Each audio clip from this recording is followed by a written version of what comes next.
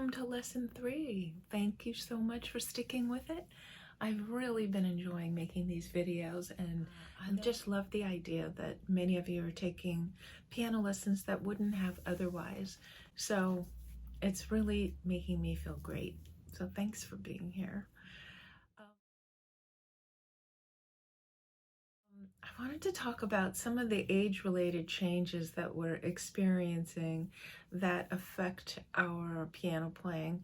So it is really annoying, right? I had perfect vision my whole life. I never had to wear glasses until around age 49, 50, I think. And I suddenly needed to start wearing reading glasses. And then not too long after that, I needed to get these glasses for middle distance, which I use at the computer as well as when I'm playing the piano. Middle distance glasses are for about 1.5 feet, whereas reading glasses are for a little bit closer. So if you're wearing reading glasses when you're playing the piano, you may be moving a little bit too close. So you might want to talk to your optometrist as soon as possible about getting some glasses for those middle distance circumstances, such as using your computer and playing your keyboard. I have hearing issues myself. It's a very strong gene in my family to become hearing impaired in your 50s, so I struggle with that. I have to wear hearing aids. Not fun, but just like with glasses, they're a tool. They really help a lot. But if you wear hearing aids, you really want to get your hearing aid dispenser or specialist to give you a music setting, because playing music at the piano, there's a lot of high-end sound, and you don't want it to sound really terribly tinny. So they need to give you a music setting. If that's something that's possible on your hearing aids, you want a music setting that will make it sound a little bit softer, a little bit less harsh. That's really important.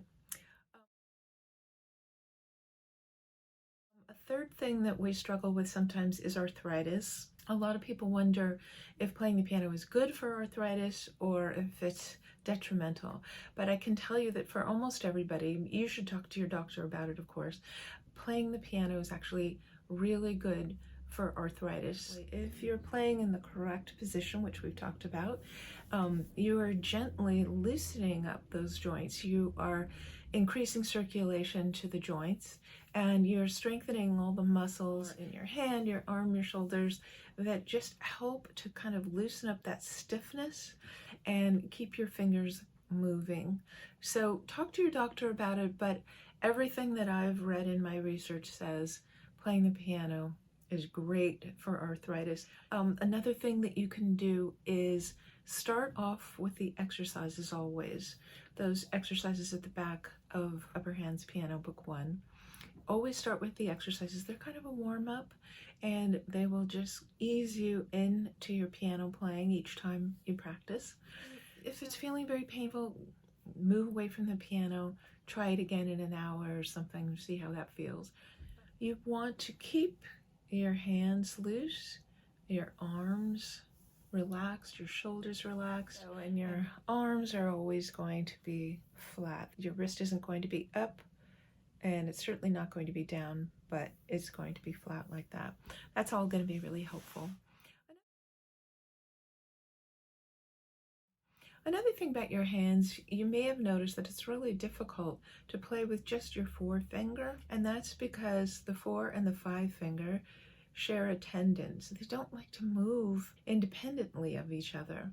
But that's something that we work on through your exercises to make it a little bit easier to play your forefinger without having to play your 5 or your 3, keeping those down when your 4 raises up. That's going to come with time and practice. So just laugh about it.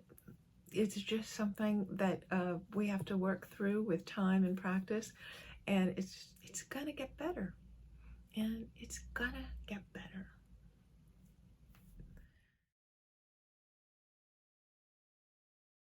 There's so many benefits to playing the piano, and I talked about many of the brain benefits that it boosts memory, it increases your focus, but it's also a great activity for calming yourself. As you play the piano, you become very focused.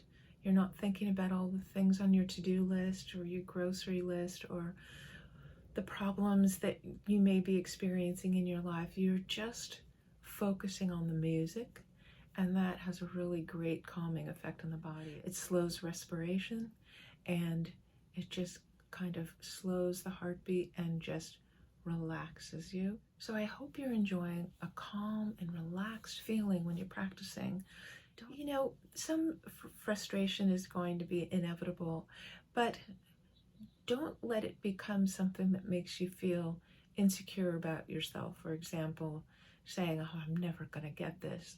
If you start hearing yourself say that, just stop it and just say, that's not true. I'm going to get this. I've gotten other hard things in my life, and look at what I've already accomplished by my third lesson.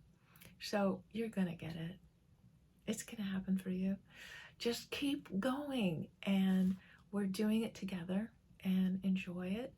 And remember, it's got tremendous benefits for your body, for your mind, for your heart and soul.